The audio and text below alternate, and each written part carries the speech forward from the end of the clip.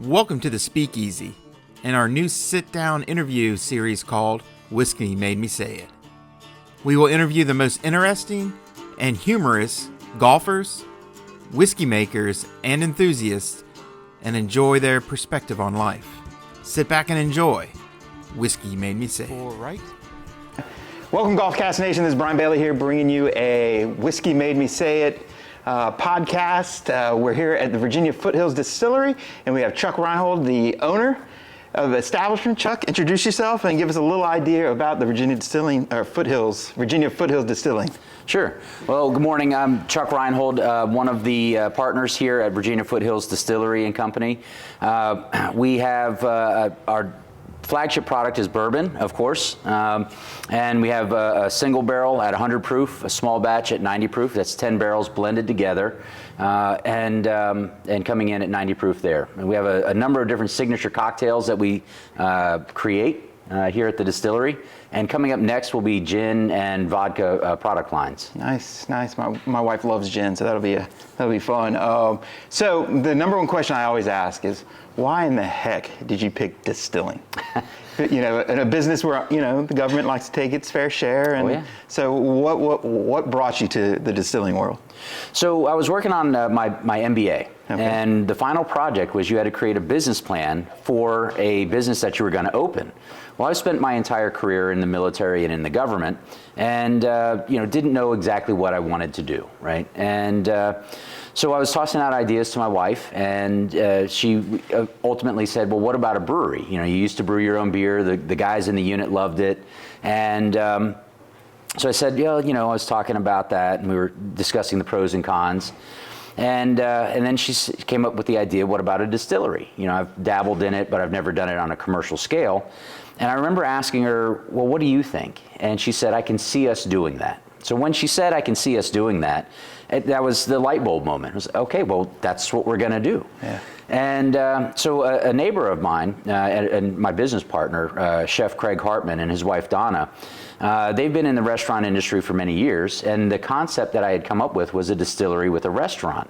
Well, he had taught at Cornell as well, and I thought it was just natural to bring that final draft to him for his insights, his review, and that type of thing. And ultimately, I got my A, I graduated. There you go. And a confluence of events have brought us to where we are today, where we have the Virginia Foothills Distillery and the Exchange Cafe co-located with us.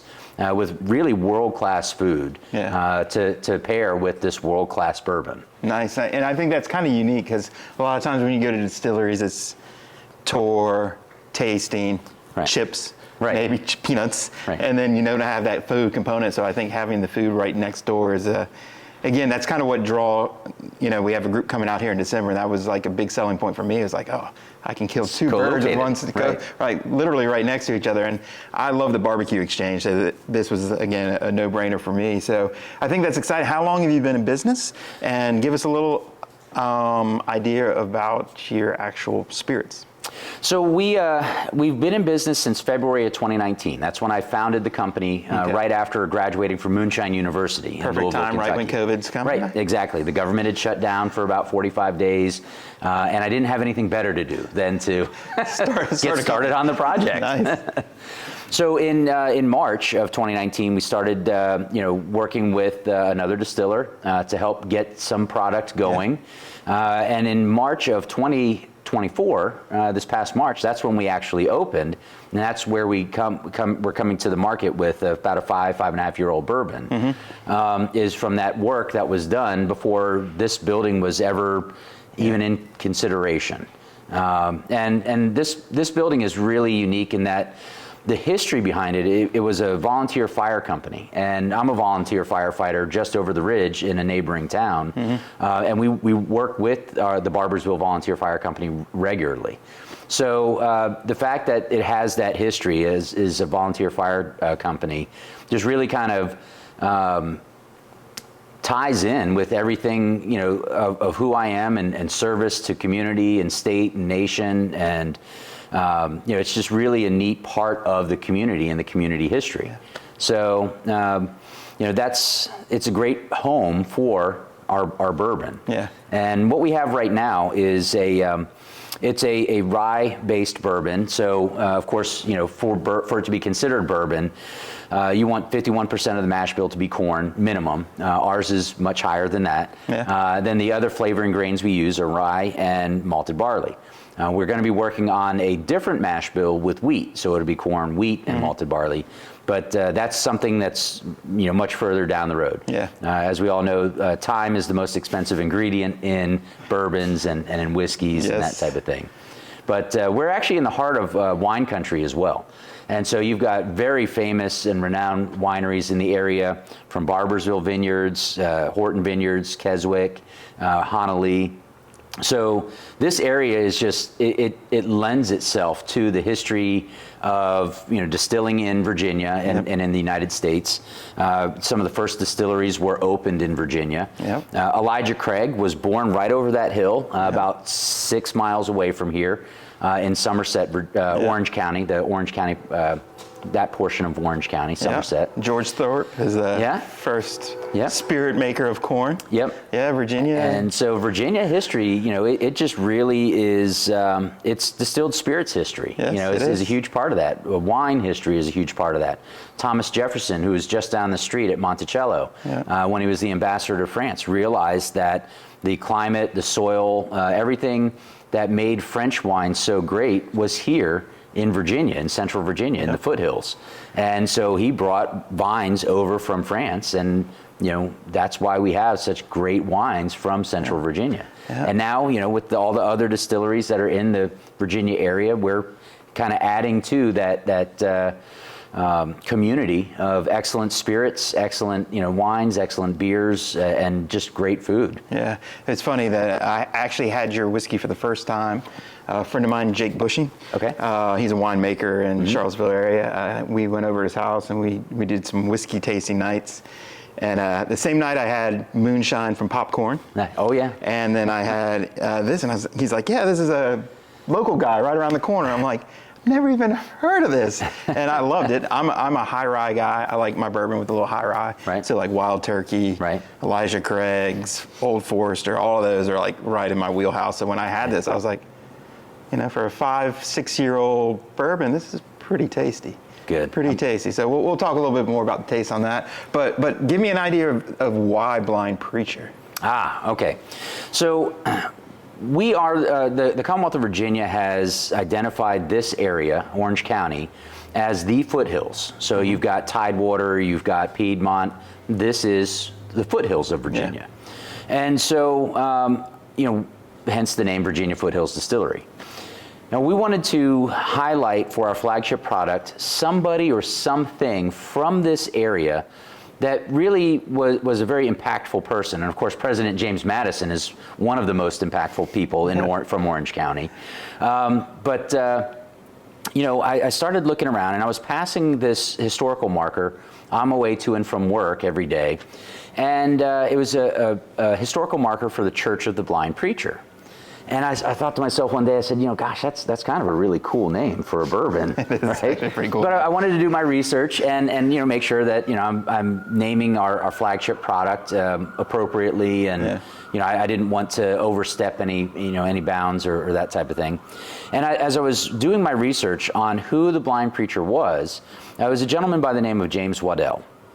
He immigrated to the United States from Ireland when he was 2 years old in the 1700s, and was injured when he was a teenager and unable to work on the farm. Well, back then, if you weren't able to work on the farm, your parents would usually send you off to be educated.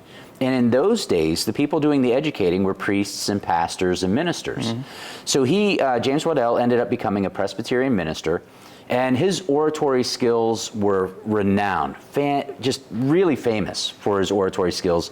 His sermons, people flocked to the church to come and listen to him and his insights and his sermons. Well, anyways, later in life, he developed cataracts, which is how he became known as the Blind Preacher. In addition to ministering to his congregation, he also was a teacher. He taught people in the area.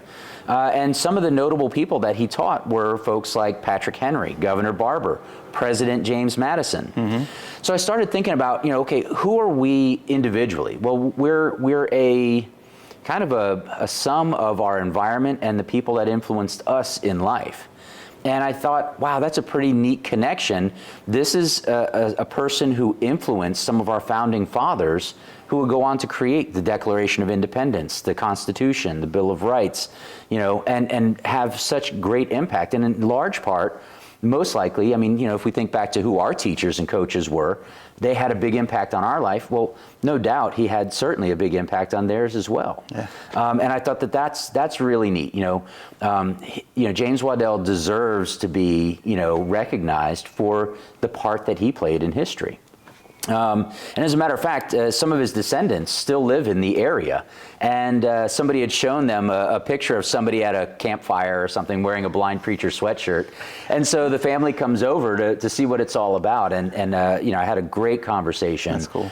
With the patriarch and some of the family, and they love it. Yeah. And they love that their ancestor is being recognized and folks are being reminded of that piece of history and his impact on it. So I think that's pretty neat tie to the distillery. And again, it's part of the community. Yeah. And I really love that aspect of this business. So that's the why the distillery and why Blind Preacher and how that came to be.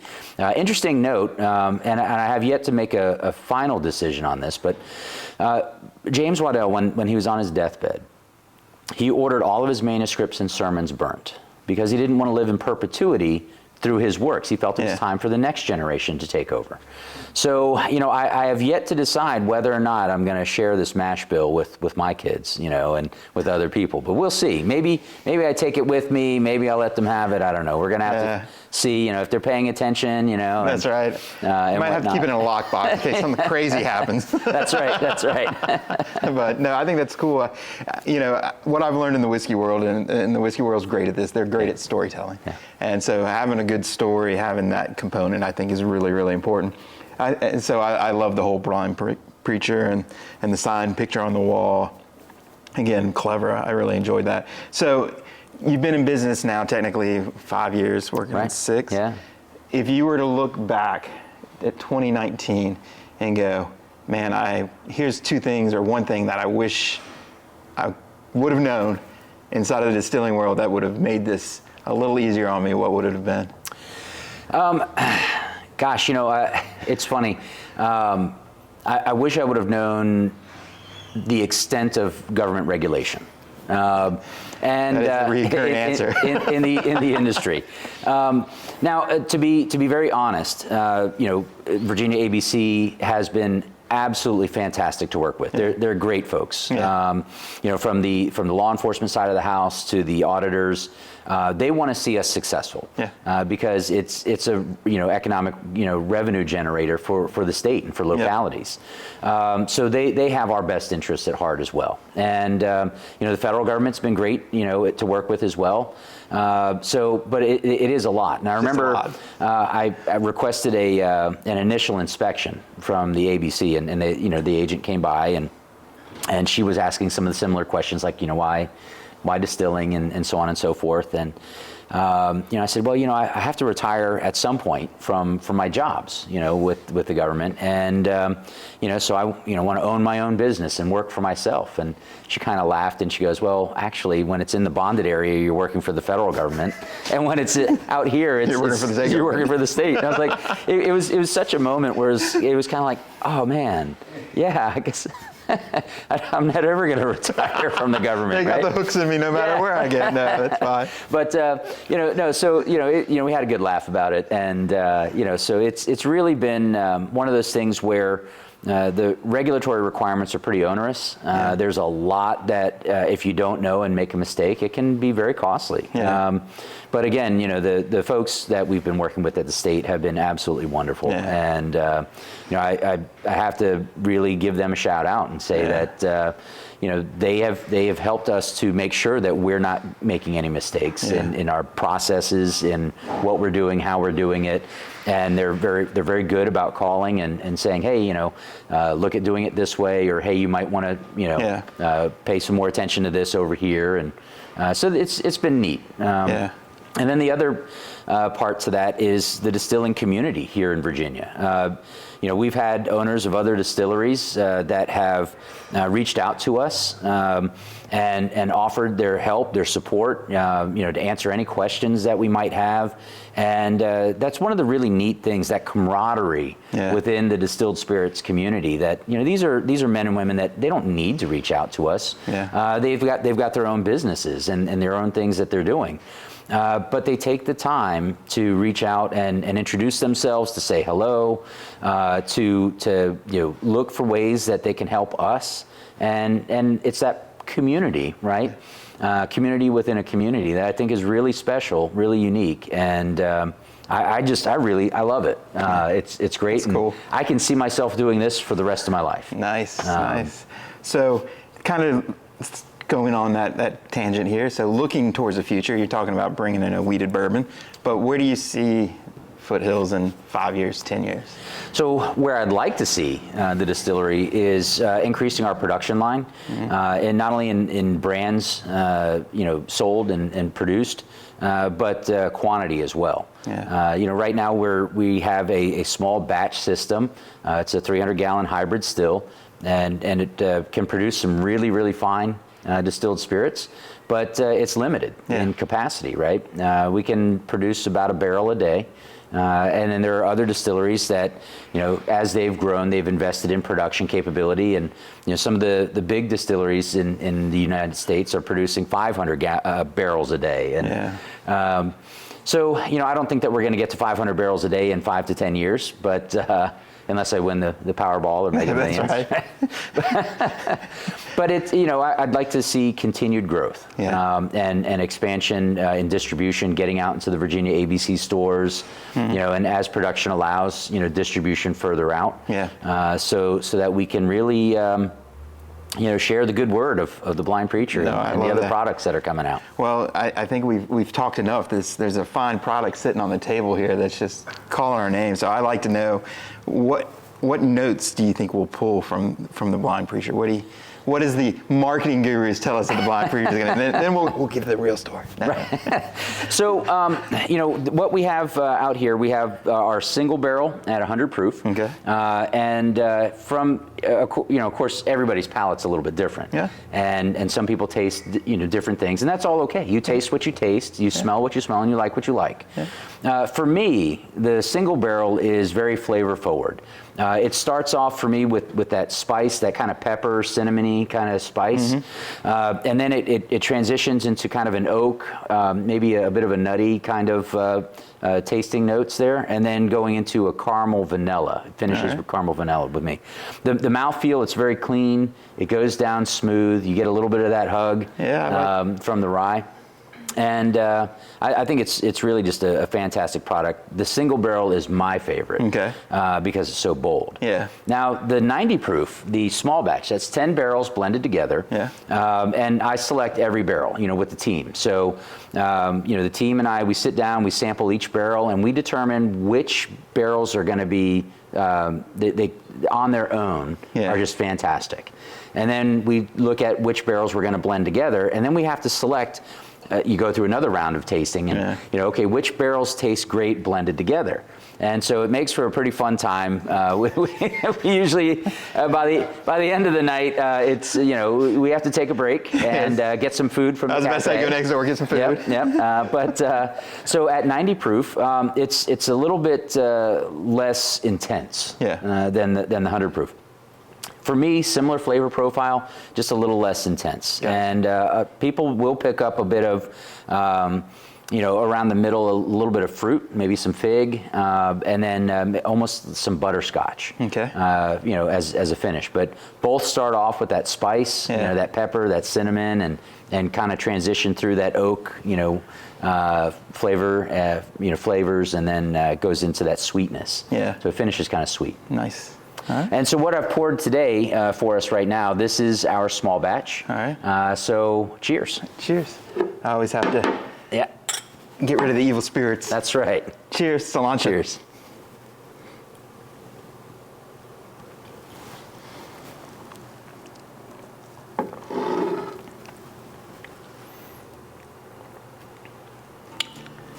That's a pretty good description. Spot on? Pretty spot on. I'm getting the warm hug right now. Oh, yeah. And here comes the sweet caramel on the backside. Very good. Finishes pretty smooth? Very smooth. Very good whiskey. Good. Thanks awesome. so much. Thank you. Really Thank you for appreciate your time, Chuck. Thank you, everybody, for joining us. And if you are in the Central Virginia foothills, you got to swing by. Great distillery, great people, great food. Make sure you come by and find the Virginia Foothills Distillery. Cheers. Cheers.